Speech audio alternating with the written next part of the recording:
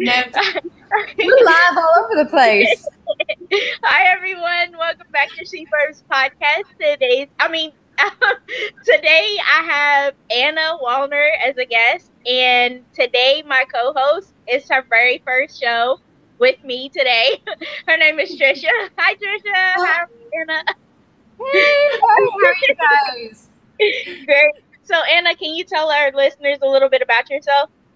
Absolutely. I am the award-winning, best-selling author of Garkain, the first book in the Uluru Legacy series. It is a YA paranormal romance that is set in Australia. That's awesome. So when did you first realize you wanted to be an author? Oh, wow. I've always had a fascination for writing and reading. And then as a reader, it just continued on into the natural progression of becoming an author. And then about 4 years ago, I started to really define my voice as an author. And that's when I wrote the first series for my daughter, the Enrovia Series. And then last year, I began writing the Uluru Legacy series, the first book in the series, Garkain. Nice. Trisha, you got any questions for? I do. What was your inspiration for the series? I mean, Australia and everything else. How did it all come together? I gave Amelia my adoption story. So I was adopted from a Houston hospital when I was just a baby. And I always wondered growing up why that might have happened. And so I gave that story to Amelia, and I let her take it into a crazy direction. So she finds out after taking the DNA test, which I also did, that she's part of a secret society of vampires and werewolves called the Colony, who live in the outback of Australia. Oh, wow. Oh, wow. Wow. So it was a way to kind of explore your own curiosity. Exactly. So that's amazing. I love that. And I read that you were an introvert growing up. And how do you mean that? You mean you were shy? Were you shy or just a loner? Well, actually, I had social anxiety. And at the time in the 80s, anxiety, panic attacks, things like that weren't quite as well understood as they are now, thank goodness. And so I didn't really understand where this aversion to socializing came from. But I could, within the pages of a book, escape to these wonderful places that I otherwise wouldn't have had the courage to go to, and go on these wonderful adventures that I, in real life, would never be brave enough to go on. And so that's how my love of literature began. And then, an introvert and just very socially awkward. I've gotten better, I think, as years have gone by. But wow. So who are a few of your favorite authors, and have any of them inspired any of your novels? I would say that my voice is my own. It's every author's voice is their own. It's unique.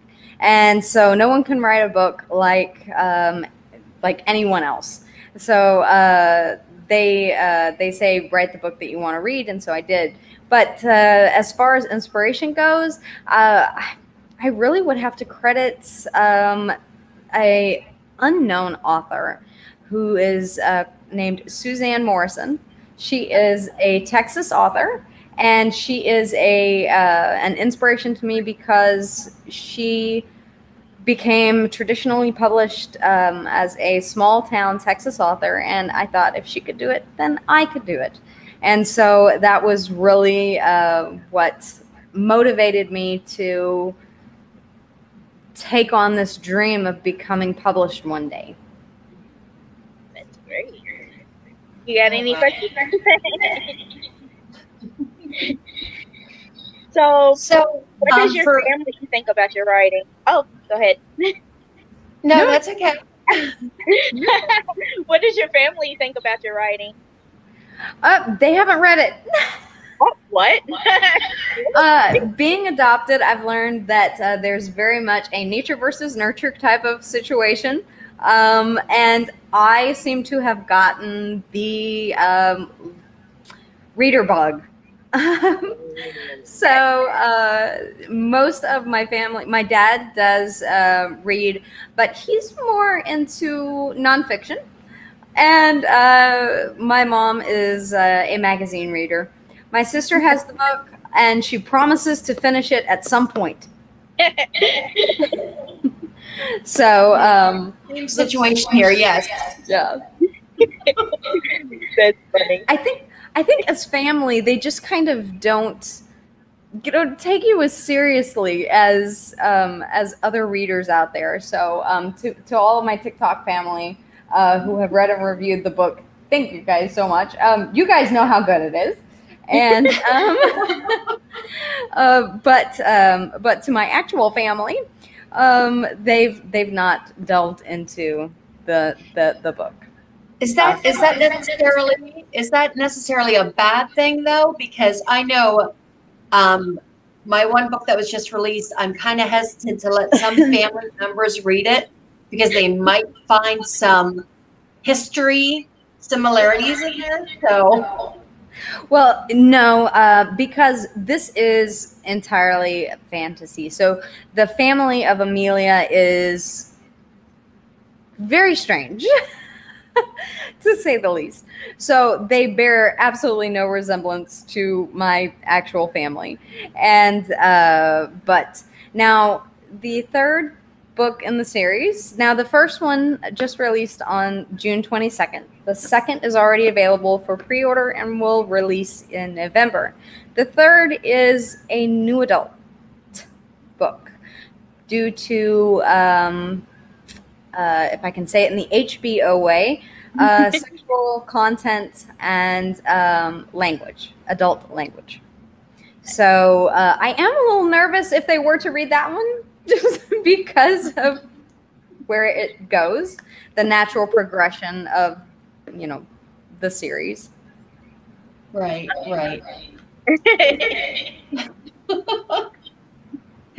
So, what advice would you give to help others who want to pursue a writing career?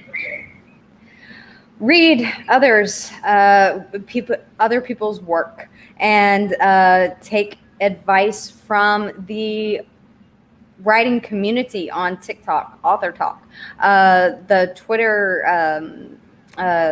Twitter writing community is a fantastic resource. Take what you can that applies to you, and use that, but don't be scared. For so many years, and I think this goes back to the social anxiety thing. This is a very personal, writing a book and putting it out there is a very personal thing. This is basically my adoption story in the beginning, and based on true events. And so it was a very personal thing for me to do, and it was scary. But after you get over that initial putting it out there, it's not so scary anymore. So don't be intimidated by the act of publishing. Okay. Well, along those lines, there are so many writing rules. What is one writing rule that you just don't follow? Oh my gosh. Number one, I don't plot. I know where the story will end. I know what milestones I need to hit along the way, but I do not plot anything. I think it's too contrived. It reads too contrived when something is too plotted. So I am very much a pantser in that respect. I love going on the journey along with the readers as I'm writing. So I think that people that highly advise you to plot things out, it works for some people. It does not for some people. Advice is always as you take it. So if someone says, do not rely too heavily on dialogue, I say if dialogue is needed, then dialogue is needed. If you need a small info dump to bring people up to speed, which does happen in the beginning of the book because you need to know certain things. Because if I didn't, then it wouldn't make sense if I sprinkled them along the way. So there are some times when rules need to be broken, and sometimes when rules need to be followed, as in punctuation and spelling and things of that nature. And hiring an editor, I would say, is definitely something that if you have the means to do so, then do. If you don't, then be very reliant on critique partners and beta readers and listen to their feedback. Right. Be humble, because if they say, I had one of my Desirika, she said, "Oh my gosh, you were so mean to so-and-so character." And so I did actually go back, reread that scene, and I said, "Oh, that did come off a little harsh." And so I was able to take a step back and say maybe readers would perceive it as being a bit harsh. So I did kind of rewrite that scene based on her critique. Oh, okay. That's great advice. Definitely. I think it was Stephen King that said, make sure you know the writing rules and know them well enough that when you break them, you know why you're breaking them. Very well said. Very well said. And having a really close-knit and book talk is one of those places where I have forged friendships with several people who I value their opinions and I trust their opinions, and who are a close circle that I don't have a problem trusting, things that I'm working on to give me their honest feedback. And I know that it's honest, and when they give me their opinion, I respect it. Right. Yeah. And I'm not just saying that because I'm live with you guys. I really need it. So, can you give our listeners like a brief summary of your series, your Uluru? I'm not pronouncing that right. Legacy series. The Uluru Legacy series is it is a family found, and it is a journey of one woman who finds herself in a situation that she didn't necessarily expect herself to find. And it's all about rising to the occasion and becoming the best version of herself to lead two separate groups in a unification for the survival of them all. And through that, relationships are forged. You find out where alliances are. You'll see some social commentaries of how both groups have to put aside their indifferences to get along, and how it works out when they just accept each other for who they are and move forward. And so that's really a lot of the themes of the series itself. I mean, there are a lot of subtropes in there as well. That's cool. Trisha, you got any questions? I'm curious to know your future projects. Is there anything after the series that you're kind of already planning or thinking of? I have all 4 of these series that are done. The 4th is in final revisions and edits, so it will be some time before they are all published. So I have another piece that I am dabbling in at the moment. However, I'm not entirely certain that we won't revisit the colony in the future. Because you fall in, as an author, you fall in love with these characters, and you hate to let them go. It's so bittersweet. I agree. Definitely. Like, you can do like a spin-off of one of your characters, like have their own storyline and keep expanding it. That would be cool. I've thought about that possibility. I'm mulling it over. There are lots of different ways that other authors have done that in a series where they've kind of taken another character's perspective and built an entire series around their story. I think there's room to do that with a lot of the characters that we see in the Uluru legacy, because they are so very defined and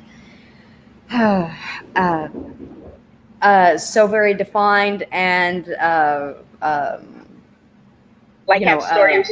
Beloved, really. Yeah. I agree. So we want to thank you so much, Anna, for coming on our show today and speaking with us about your series. Absolutely. Thank you guys for having me on. It was an absolute pleasure to talk with you. And maybe we can do this again for the second book whenever it comes out in November.